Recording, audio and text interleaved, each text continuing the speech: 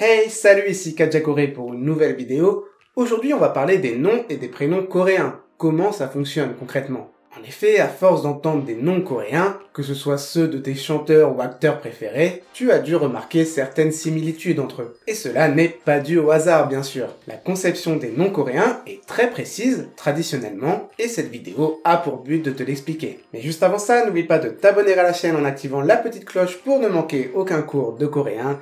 Et également pense à liker cette vidéo si mon contenu te plaît, ça m'aide à me faire connaître, alors merci beaucoup.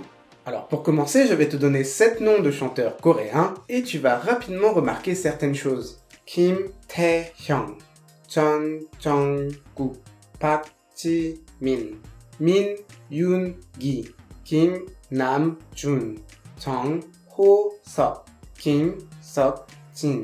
Alors déjà, la première chose qui frappe, tous ces noms font 3 syllabes, et c'est le cas pour 99,9% des noms coréens. De plus, le nom de famille est composé d'une seule syllabe, alors que le prénom est composé de 2 syllabes. Cependant, une dizaine de noms de famille coréens s'écrivent avec 2 syllabes. Par exemple, Sunwoo, Namgung, Chegal ou Tokgo pour les plus répandus. Dans ce cas, généralement, pas toujours, les parents donnent un nom d'une seule syllabe à leur enfant pour conserver cette tradition d'avoir 3 syllabes dans un nom coréen. C'est par exemple le cas de l'acteur Namgung Min, qui a pour nom de famille Namgung et qui a pour prénom Min. Aussi, certains parents veulent délibérément ne pas respecter la tradition coréenne, et ils donnent à leur enfant un prénom composé d'une seule syllabe, associé à un nom d'une seule syllabe également. Ce n'est pas commun, mais cela tend à devenir populaire dans un souci d'originalité. Et de manière rarissime, un prénom peut être composé de 3 syllabes. C'est par exemple le cas du joueur de football Yoon Pit-karam.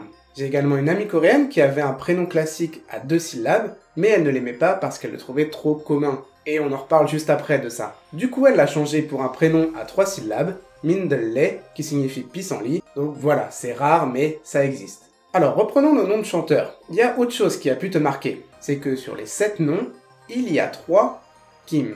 Et pourtant, ils n'ont aucun lien de parenté. En fait, en Corée, il n'y a que 286 noms de famille, pour plus de 50 millions de personnes. Donc forcément, il y a énormément de Coréens qui ont le même nom de famille, et même le même nom complet. Les noms coréens les plus courants sont Kim, pour 21,6% des Coréens, c'est-à-dire que plus d'un Coréen sur 5 a pour nom de famille Kim. Ensuite, on a I, qu'on romanise en Lee généralement, mais c'est bien I pour 14,8% des Coréens, puis Pak pour 8,5% des Coréens et Choi pour 4,7% des Coréens. Et tu peux constater qu'avec seulement ces 4 noms de famille, tu recouvres déjà la moitié des Coréens. En effet, près de 50% des Coréens ont pour nom de famille Kim, I, Pak ou Choi. Alors pourquoi ça? C'est un fait historique. En fait, par le passé en Corée, les gens n'avaient pas de nom de famille, et c'est quelque chose qui s'est mis en place petit à petit. Et du coup, comment ils ont choisi leur nom de famille? Ils se sont pas pris la tête, ils ont pris le nom du noble qui dirigeait la région où ils habitaient. Si le noble ou le dirigeant de la région avait pour nom Kim, eh ben tous les habitants de la région prenaient le nom Kim. Et c'est comme ça qu'on s'est retrouvé avec énormément de gens partageant le même nom. Et d'ailleurs, les Coréens évitent même généralement de se marier avec quelqu'un qui a le même nom, parce que ça voudrait dire des ancêtres potentiellement communs venant du même clan, de la même région. Et d'ailleurs, quand ils se marient, ils gardent leur nom de famille d'origine. Il n'y a pas d'histoire de la femme prend le nom du mari ou ce genre de choses. Je connais même un étranger qui s'est marié avec une Coréenne, Park, et il lui a dit « Bon bah maintenant on va vivre en Corée, on s'est marié, j'ai envie d'avoir un nom coréen, donc je vais prendre Park parce que c'est significatif. » Et sa femme lui a clairement dit « Non, c'est mort, je ne veux pas d'un mari qui a le même nom que moi. » Alors c'est pas tout le monde, mais j'ai quand même déjà entendu ce discours pas mal de fois honnêtement. Autre point, dans une même fratrie, tu remarqueras que régulièrement, pas tout le temps, les frères et sœurs partagent une même syllabe dans leur prénom. Et parfois ça s'étend même jusqu'aux cousins et cousines, bon c'est quand même moins fréquent. Par exemple, dans le milieu de la K-pop, on a Jessica, l'ancienne membre de Soyeon, qui s'appelle Chang Soo-yeon. Et sa sœur Crystal du groupe FX a pour nom Chang Soo-jung. Tu vois que le sou, la première syllabe, est présent dans les 2 prénoms. C'est la syllabe commune à leur génération dans leur famille. Pareil, si on prend Chun Boram, une ancienne membre du groupe T-ara, et sa sœur Chun Uram, du groupe D-Unit. Cette fois, c'est la deuxième syllabe du prénom, ram, qui a été choisi comme syllabe commune pour leur génération dans leur famille. Parlons maintenant de la romanisation des noms. En fait, il faut savoir que pour un coréen lambda d'il y a quelques décennies, les lettres A, B, C, D, ça représente absolument rien du tout, hein. Tout comme toi, en tant que francophone, des caractères russes ou grecs, ça n'a aucune importance pour toi, ce n'est pas dans ton quotidien ni rien. Mais quand la Corée a commencé à s'internationaliser, eh bien il a fallu qu'ils trouvent un moyen de se faire nommer par les étrangers. Et c'est vrai aussi pour le nom des marques, le nom des villes, le nom des plats, etc.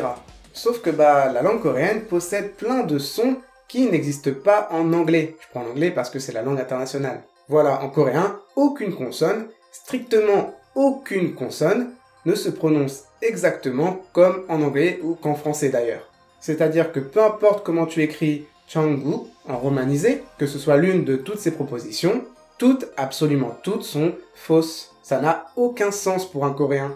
Donc un coréen généralement, il choisit. Voilà, il choisit celui qu'il trouve le plus beau à l'écriture. Alors il y a des règles de romanisation officielles maintenant, mais c'est assez récent, et du coup les noms et les prénoms coréens n'ont pas bénéficié de ces règles. Et c'est pour ça que ça va un peu dans tous les sens. On a Kim avec un K alors que ça devrait être un G officiellement, on a Park avec un R qui n'a rien à faire là, ou encore pire, le I qui devient Li. Bref, quand tu lis un nom coréen, réfère-toi à la vraie version en Hangul, sinon tu vas mal le prononcer, c'est certain. Et d'ailleurs, si tu veux savoir comment écrire ton propre prénom en coréen, j'avais fait une vidéo qui explique comment faire, et ça fait juste ici.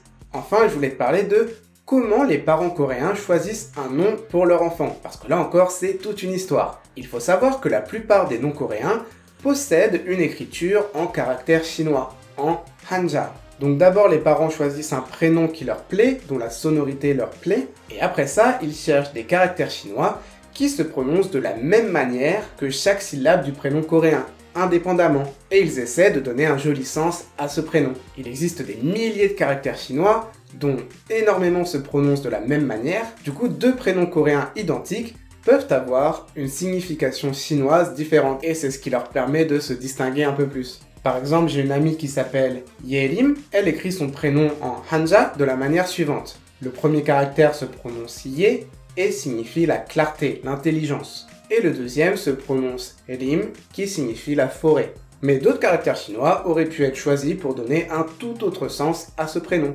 Alors aujourd'hui, les Coréens accordent très peu d'importance à la signification de leur prénom en chinois. Et aussi, de plus en plus de parents choisissent des noms purement coréens, tirés du coréen, qui n'ont aucun rapport avec les écritures chinoises. Et ils n'en donnent pas d'ailleurs, ils donnent pas de nom en caractère chinois à leur enfant. C'est le cas des prénoms comme Haneul, qui signifie ciel, ou Arum, qu'on pourrait traduire par la beauté en coréen.